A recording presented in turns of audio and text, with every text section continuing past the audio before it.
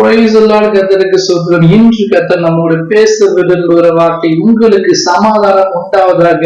இயேசு கிறிஸ்து தம்முடைய சீசர்களை ஊழியத்துக்கு அனுப்பும்போது சொல்றாரு, நீங்கள் ஒரு வீட்டுக்கு பிரவேசிக்கிற போது அந்த வீட்டுக்கு சமாதானம் உண்டாவதாக என்று முதலில் சொல்லுங்கன்னு சொல்லிருக்காரு.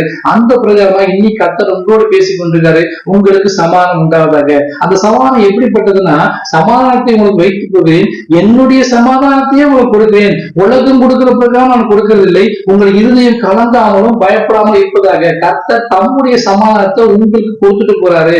சமாதானம் பண்ணுகிறவர்கள் பாக்கியவான்கள், அவருடைய தேவனுடைய புத்திரன் என வசனத்தின் பிரகாரமாக கர்த்தர் உங்களுக்கு சமாதானத்தை கொடுக்கறது இல்லாம உங்க மூலியமா அநேக சமாதானத்தை கொண்டு சேர்க்க முடியாது. கர்த்தர் உங்களை மாத்த போறாரு.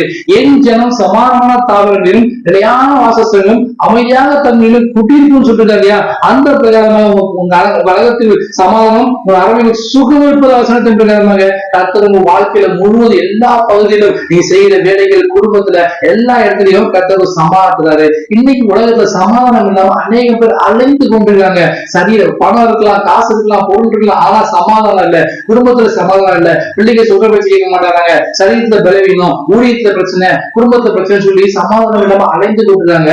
கர்த்தர் உங்களுக்கு தெய்வீக சமாதானத்தை, பரலோக சமாதானத்தை இன்று கர்த்தர் கொடுக்கிறாரு.